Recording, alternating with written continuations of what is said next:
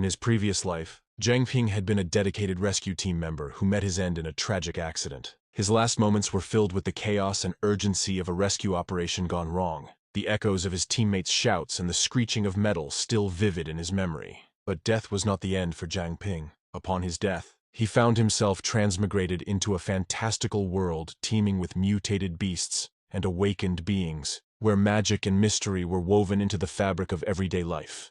This new world was both awe-inspiring and daunting, and initially he was overwhelmed by this surreal environment, but soon discovered that he too had awakened a unique power, and it was the ability to create a contract gem. This gem, once accepted voluntarily by a target, would grant Zhang Ping dominion over their life, soul, and consciousness. Although this power held great potential, it came with a significant drawback that hindered its effectiveness. But his trains of thoughts were abruptly interrupted when Su Jingyao called out to him, asking him what he is doing, staring at a gem like that, and since she is his childhood friend, Zhang Ping took this opportunity to mess with her, jokingly asking if she wanted some candy, because if so, he can give her this crystal he was holding. And since she is well acquainted with his intentions, she knew exactly what he was attempting, and ain't no way she would want to be controlled by anyone, especially by her childhood friend.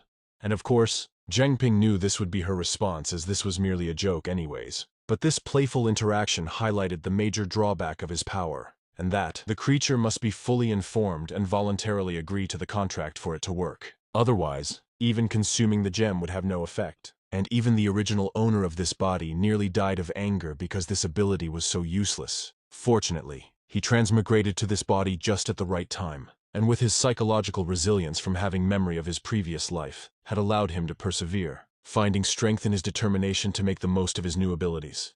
Meanwhile, Su Jingyao felt Zhang Ping's determination falter, and as his childhood friend she can't let that happen, and so she tries to motivate him as physical as possible, just like how a close friend would. She ruffled his hair affectionately, urging him not to give up so easily, talking about how the world is vast, so there are bound to be creatures willing to let him control them. But Zhang Ping dismissed her encouragement, arguing that it was easy for her to say. Besides himself, who else would be willing to be controlled by anyone? And after these words left his mouth, a sudden idea struck him. He realized that he had never tried the gem on himself. He was even questioning himself on why the hell he haven't think of this before. And you will never know if you don't try. It's so stupid it might just work. And so he said, "YOLO bitch," and started to eat that crystal like the feds were about to confiscate it.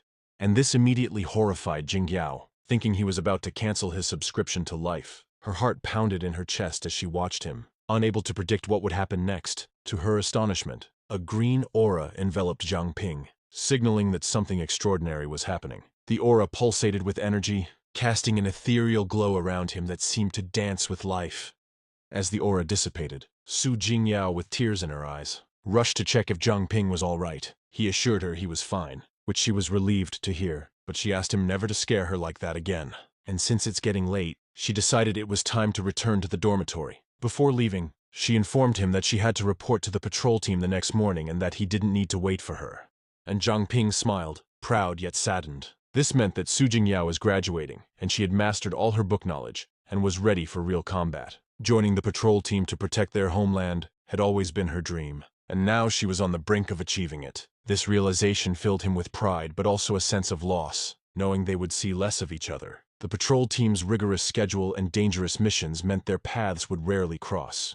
And Su Jingyao knows this as well, so she turned back smiling and told him not to be disheartened, because when he becomes stronger, they might work together. And Zhang Ping just laughed it off, doubting it would even happen. His seemingly useless ability had relegated him to the farmer profession by the school. He even jokingly remarked that he might as well head to the countryside to farm. The irony of his situation was not lost on him, a once revered rescuer. But with that said, it might be hard to see each other again, and although she was the original owner's childhood friend, he is still reluctant to part with her like this. She is the only person he got to connect with since transmigrating.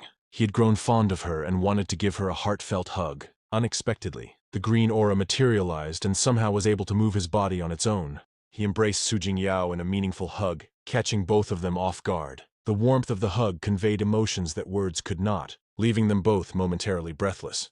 Flustered, Su Jingyao quickly pulled away, unable to handle the intense feelings. She ran off, but not before Zhang Ping called out for her to take care. She turned back with a gleeful smile, promising she would and wishing the same for him. Watching her depart, Zhang Ping knew this moment was one he would cherish forever. a truly heartfelt scene that he wouldn't trade for anything in the world. After Su Jingyao left, Jiang Ping found himself alone, contemplating the bizarre events that had just transpired. His body had hugged her on its own accord. This made him wonder if he had subconsciously commanded himself, or if it was merely a coincidence. These questions nagged at him, compelling him to determine the extent of his control over his own body. Determined to uncover the truth, Jiang Ping sought out a secluded place to experiment, where he quickly commanded himself to perform various actions. He started with simple tasks, like raising his arm or clenching his fist, and gradually moved on to more complex movements, such as performing acrobatic flips and intricate martial arts stances. After several practice sessions, he lay face down on the floor, exhausted and drenched in sweat. Despite his fatigue, he had made a significant discovery.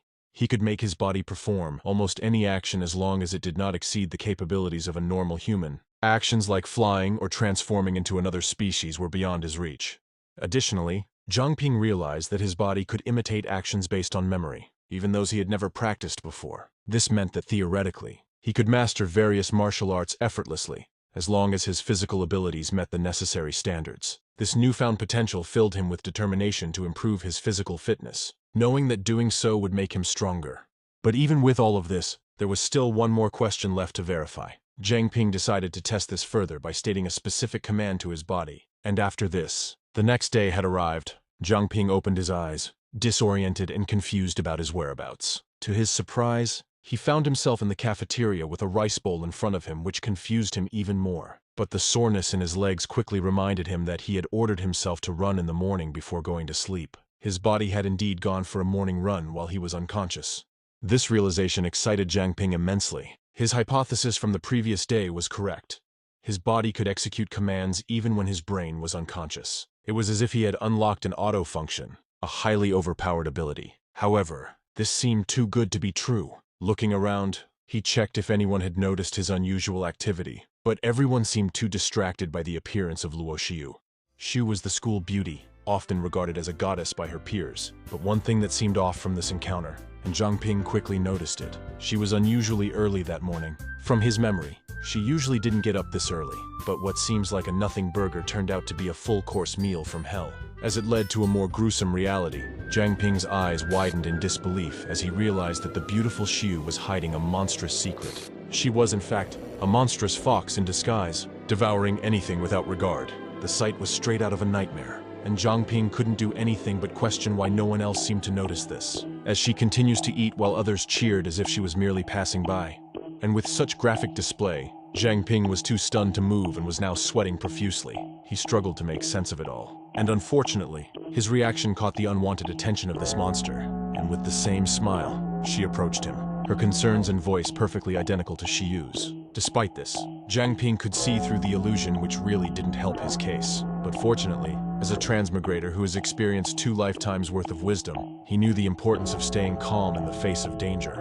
So even as the monster drew closer and was questioning if he was okay in an attempt to test him, Jiang Ping maintained his composure, and he casually answered that he was fine and that there was nothing to worry about. And before the monster could respond, he excused himself from the scene, citing that he had a class to attend. This nonchalant behavior made the monster doubt its perception, believing it had mistaken the smell of fear coming from Jiang Ping. And as Jiang Ping walked away, he felt a surge of relief, but still, a troubling question lingered in his mind. Why were there mutated monsters in the school? Had no one else noticed them? Or was he hallucinating? Regardless, he knew he needed to report this to a teacher immediately. But as he rushed to the faculty room, he was met with another horrifying sight. The teacher had also transformed into a monster and was preying on a student. And with this, panic set in, and therefore Jiang Ping fled as fast as he could, eventually finding refuge at the top of the school building, where he could finally express his frustrations freely.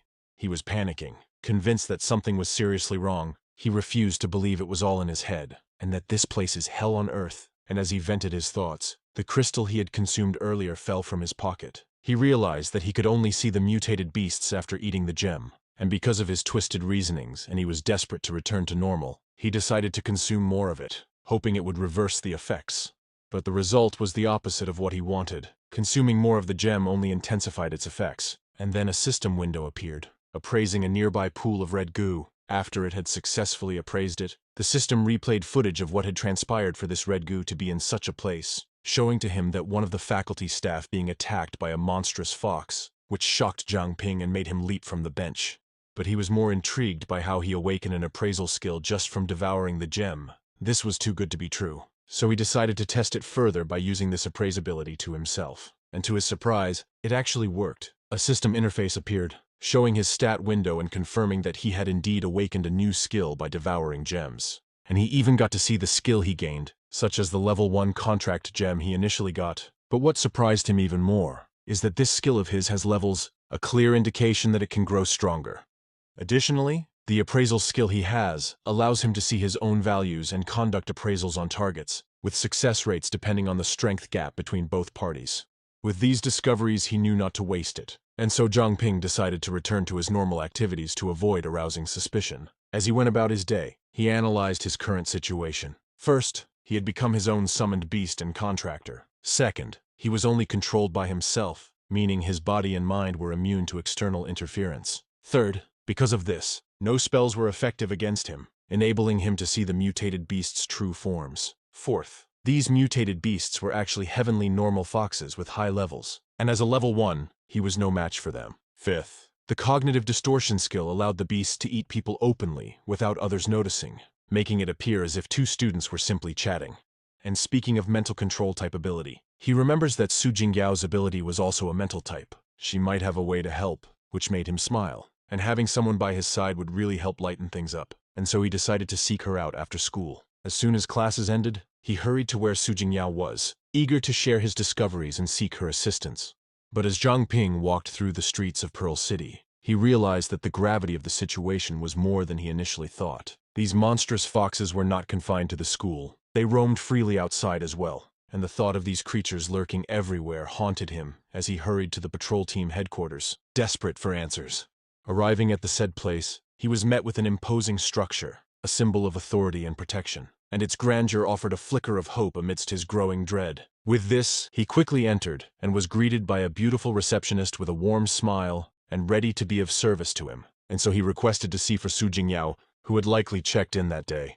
The receptionist was helpful, but even with her sweet smile, Zhang Ping can see through past it. The disgusting aroma, wearing that dreadful masks from the skin of its victim that it wants to impersonate, and its harrowing large body that overly towers him. She was undoubtedly one of the monstrous foxes.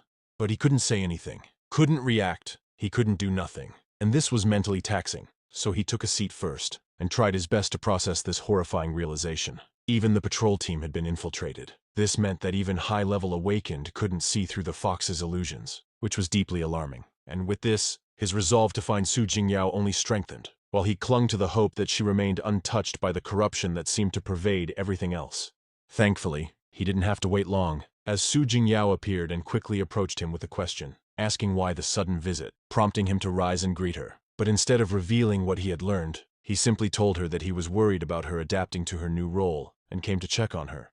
Su Jingyao assured him that she was fine and introduced her team, saying they were taking good care of her. This should have been comforting, but Zhang Ping's eyes betrayed him, as it shows only a profound sadness within it, an emotion Su Jingyao misinterpreted as jealousy or the fear of being forgotten by his own childhood friend. She quickly addressed this, promising that he didn't have to worry. She vowed to work hard and become strong, aiming to fight mutated beasts and avenge her parents in the future. And if he really missed her that much, she could recommend him to the patrol team. And they were short on people lately, so getting in would be easy. But Zhang Ping knew better. His powers, though unique, were ill-suited for combat, so he refused gently, thanking her for the offer. And seeing that she seemed to be adapting well, Zhang Ping decided not to bother her any longer. He waved his hand and left with a smile, but behind that smile was agony, despair, and regret. The Su Jingyao he knew was no more. She had been replaced by that damn devil fox. All of them had. The most brutal part was that he couldn't let himself react for fear of blowing his cover. And as he left the building, Zhang Ping's mind raced with anger and disbelief. He muttered under his breath, asking what kind of joke this is. Didn't they say the patrol team is the strongest in Pearl City? Why the fuck they've been completely annihilated? Even Su Jingyao only came here today, yet she's already been taken away. The only person who had meaning to him in this unknown world is gone. Whose sick fantasy is this? Reincarnating him only to strip away someone precious in an instant, without even a way to save her. Just leaving him with revenge as his only option. These questions fills his mind, but no one answered, and it looks like he will be all alone in this fight, as the monsters had infiltrated the entire city. Everyone in Pearl City was their livestock. him included. But this won't stop him. There's too much hate in his blood to stop, and so Jiang Ping pushed through, and after a few hours of intense focus, he managed to uncover crucial information using his appraisal technique. First, he learned that most of the monstrous foxes were between the intermediate and high levels. Specifically, levels 1 to 9 were elementary level, 10 to 19 were intermediate, 20 to 29 were high level, 30 to 39 were advanced level. Yet, even a patrol team with many high-level awakened couldn't match their strength. This revelation is terrifying. Second, he discovered that the fox which killed Xiu was exceptionally strong. Even his instincts warned him that attempting to appraise it might reveal his location. This suggested it might be an advanced level awakened or perhaps even a king level awakened that starts at level 40. This explained why these monstrous foxes could defeat awakened much stronger than themselves. Third, unlike ordinary mutated beasts, demon foxes possessed high intelligence. They excelled at disguising themselves, allowing them to blend in with humans and live among them. But that was only on the surface. Beneath their cunning facades lay a deadly threat, capable of sowing chaos and destruction without being detected. Fourth, these foxes always prioritize targets with much higher strength or high social status, and the remaining ones will just be a backup food source for them. And so basically, fighting against a demon fox head-on is a death sentence. This knowledge was chilling but necessary, guiding Jiang Ping's strategy in dealing with these creatures. Despite this knowledge, Jiang Ping couldn't just sit by and watch innocent citizens die, especially after what they did to Su Jingyao. The memory of her transformation fueled his resolve. He needed to become stronger, not just for himself, but for the sake of everyone in Pearl City. A week later, at 3 a.m., Jiang Ping was already awake. His body had adapted to the rigorous training schedule, requiring less rest as his physique grew stronger. He had been training diligently, pushing his limits every day. Over the past few days, he managed to increase his level by 1, and besides physical training, he also generated and consumed gems daily, hoping to gain strength or talents like before. However, ever since he obtained the appraisal technique, the gems he generated had become colorless and ineffective. This had been a frustrating setback. But today, he finally produced a gem with color. Though the color made him lose his appetite just by looking at it, he knew beggars couldn't be choosers, so he diverted his thoughts in the hopes that there's some sort of effect this time. And so he ate that shit up, and just as expected, he felt a massive aura suddenly filling him up, signifying that he indeed gained another skill. And so he quickly opened his status window to check. It was a new passive talent called Nightwalker. This talent granted him night vision, greatly reduced presence during nighttime, significantly increased movement speed, reduced body weight, and complete invisibility when positioned within shadows. This was a fantastic passive talent that would allow him to investigate during the night without being detected. Moreover, his contract gem ability had leveled up, making him wonder if it was related to his own level. If this was the case, then every time he leveled up, he would awaken a new talent. This realization filled him with excitement, as it signifies that he could even become invincible. With this newfound determination, Jiang Ping felt there was no time to waste. He would continue training right away, and since it was still nighttime, he could test his new talent immediately. A few moments later, Jiang Ping found himself running through the track field, his newly enhanced vision making everything around him crystal clear, even in the dim light. With this, he noticed a peculiar ring lying on the side of the track. Its unusual appearance compelled him to stop his training and take a closer look. The ring was an assassination ring, designed to allow its wearer to move undetected, making all life forms unconsciously ignore them. Jiang Ping knew such an item couldn't be randomly discarded, so he used his appraisal skill to uncover more about it. After a few tries, he succeeded, gaining insights into its history and its previous owner. Through his vision, Jiang Ping saw the demon fox disguised as Xiu, and another figure who seemed to be the ring's owner. And since he was convinced that he was the only one who could see through these fox's illusions, Jiang Ping initially thought the ring's owner might be one of Luo Xiu's rivals. But he quickly dismissed this idea, remembering that Luo Xiu was an orphan with a gentle personality. There's no way she would make enemies with that personality of hers. So there's only one possibility left. Other than him, there's someone else in Pearl City fighting against these monsters as well. Who could they be? But his thoughts were abruptly interrupted by the sight of the demon fox emerging from behind the walls. Thanks to his passive abilities, Jiang Ping remained undetected and managed to escape the scene unnoticed. The fox appeared to be searching for the ring, and upon realizing it was missing, it grew suspicious. Someone was definitely here, but there's no presence at all. If they were able to get away from a monster like him, then they must be an awakened at the intermediate level or higher. So it seems like he will have to inform His Royal Highness. And hearing the fox muttered this, it was evident that the foxes had deliberately left the ring as bait, but it would be more suspicious if he tried to put it back. so he decided to keep it for now. And by 5:36 in the morning, Chang Feng had returned to his apartment, contemplating the recent events and the item he had acquired. The ring not only increased his strength, but also provided additional advantages, so it seems things are getting good. But that's just what he thinks, because in reality, things are about to get grippy. Luckily, an intervention had happened. Some ethereal being started to call out his name, which completely startled him out of his chair. Still, the ghostly presence urged him to hide, but Zhang Ping was still in shock, and was more concerned with identifying the source of the voice. With this, the ghost had no choice but to use her powers to calm him down, and warned him that his enemies were already in the building, and they are moving in groups ready to jump him. And by 5:40 a.m., the demon foxes had entered his room, and Zhang Ping was now in his pajamas and lying on the bed sleeping.